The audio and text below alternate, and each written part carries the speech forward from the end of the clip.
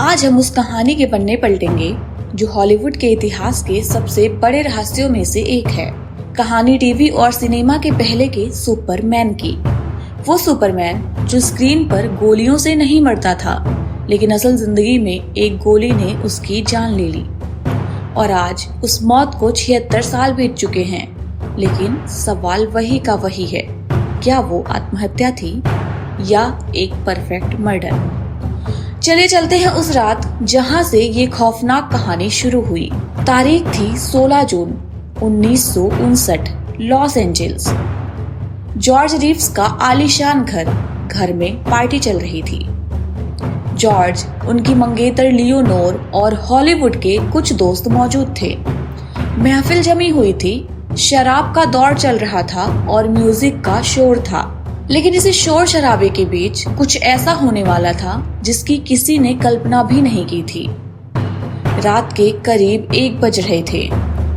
अचानक George party छोड़कर बिना किसी से कुछ कहे सीढ़ियां चढ़कर अपने फर्स्ट फ्लोर वाले बेडरूम में चले गए। नीचे पार्टी चलती रही। घड़ी में 1:30 हुए और तभी ऊपर से एक आवाज आई, ठाएं की। गोली चलने की आवाज। सन्नाटा छा गया। मेहमान दौड़ते हुए ऊपर वाले बेडरूम की तरफ भागे। दरवाजा खोला और सामने जो मंजर था उसे देखकर उनकी रूह कांप गई। बिस्तर पर जॉर्ज पड़े थे, बिना कपड़ों के। वो पेट के बल लेटे थे, आधा शरीर बिस्तर पर और पैर जमीन को छू रहे थे। चारों तरफ सिर्फ खून ही खून था।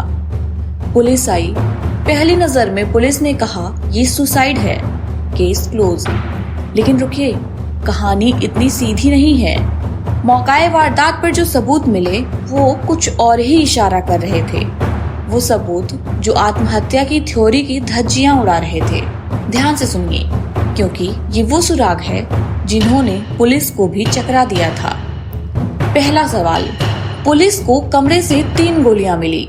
जी हाँ, 3, जबकि जॉर्ज की कनपटी पर सिर्फ 1 गोली लगी थी और नीचे मेहमानों ने आवाज भी सिर्फ 1 ही गोली की सुनी थी। तो बाकी 2 गोलियां कहां से आई? और अगर चले तो किसी को आवाज क्यों नहीं आई? दूसरा सवाल, गन पाउडर का रहस्य। अगर जॉर्ज ने खुद को गोली मारी तो कायदे से उनके हाथों पर या चेहरे पर गन पाउडर के निशान होने चाहिए थे, लेकिन एक्सपर्ट्स के मुताबिक उनके शरीर पर गन पाउडर का एक भी कण नहीं मिला। ये कैसे मुमकिन है? तीसरा और सबसे चौंकाने वाला सवाल, फिंगरप्रिंट्स। जॉर्ज की लाश के पास एक गन पड़ी थी। फॉरेंसिक टीम ने जब जांच की तो पता चला कि उस गन पर कोई फिंगरप्रिंट्स हैं ही नहीं। सोचिए जरा, क्या कोई इंसान खुद को गोली मारने के बाद अपनी ही गन को कपड़े से साफ करके रख सकता है? और अगर उन्होंने ग्लव्स पहने थे तो लाश के पास ना कोई ग्लव्स मिले ना कोई कपड़ा, तो फिर गन किसने साफ की? शक की सुई घूम रही थी जॉर्ज की मंगेतर लियोनोर और घर में मौजूद मेहमानों पर। कमरे का दरवाजा भी एक पहेली बन गया था। कुछ मेहमानों ने पुलिस को कहा कि दरवाजा अंदर से लॉक था, तोड़ना पड़ा, जबकि कुछ का कहना था कि दरवाजा लॉक नहीं था, धक्का देते ही खुल गया। सच क्या था कोई नहीं जानता। अब सुनिए उस रात का वो किस्सा जो जॉर्ज के दोस्त फ्रेड क्रेन ने बताया। फ्रेड ने बताया कि पार्टी में मौजूद कुछ लोगों ने अजीब बर्ताव देखा। जब गोली चली तो जॉर्ज की मंगेतर लियोनोर घबराते हुए सीढ़ियों से नीचे आईं और मेहमानों से कहा, सबको कहना कि मैं नीचे ही थी।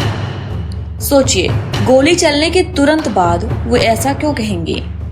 क्या वो उस वक्त कमरे में थी?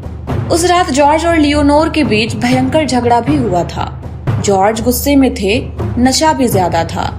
तो क्या ये झगड़ा एक एक्सीडेंट में बदल गया या फिर ये कोई सोची समझी साजिश थी? पुलिस ने लियोनोर से पूछताछ की, लेकिन कोई ठोस सबूत नहीं मिला। पुलिस ने इसे आत्महत्या मानकर फाइल बंद कर दी, लेकिन एक माँ का दिल ये मानने को तैयार नहीं था। जॉर्ज की माँ ने हार नहीं मानी। उन्होंने केस रीओपन करवाया। दोबारा पोस्टमार्टम हुआ और इस बार कुछ नए जख्म मिले। जॉर्ज के सिर और पैर पर चोट के निशान थे, यानी मरने से पहले शायद हाथापाई हुई थी। जॉर्ज के दोस्तों और हॉलीवुड के कई बड़े स्टार्स ने खुलकर कहा सुपरमैन सुसाइड नहीं कर सकता। अब कहानी में एंट्री होती है हॉलीवुड के डार्क साइड की, प्यार, धोखा, माफिया। जॉर्ज की मौत के तार जुड़े थे एडी मैनिक्स और उनकी पत्नी टोनी मैडिक्स से। एडी मैनिक्स हॉलीवुड का वो नाम जिससे बड़े बड़े स्टार्स कांपते थे। वो MGM स्टूडियो के प्रेसिडेंट थे और कहा जाता है कि उनके संबंध अंडरवर्ल्ड माफिया से थे। वो फिक्सर थे जो स्टार्स के स्कैंडल्स को दबाने का काम करते थे। जॉर्ज का अफेयर एडी की पत्नी टोनी के साथ करीब 8 साल तक चला। टोनी जॉर्ज के लिए पागल थी, उन्हें महंगे तोहफे, घर, गाड़ियां देती थी। लेकिन जॉर्ज इस कंट्रोलिंग रिश्ते से थक चुके थे। उन्होंने टोनी से ब्रेकअप कर लिया और लियोनोर से सगाई कर ली। इस बात से टोनी टूट गई और उनके पति एडी वो अपनी बदनामी से खफा थे।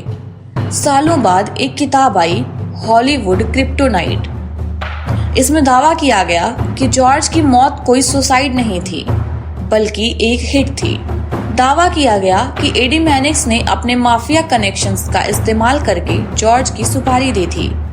एक थ्योरी ये भी सामने आई कि टोनी के पास जॉर्ज के घर की डुप्लीकेट चाबियां थीं। शायद कातिल उसी चाबी से पिछले दरवाजे से घर के अंदर आया और अपना काम करके निकल गया।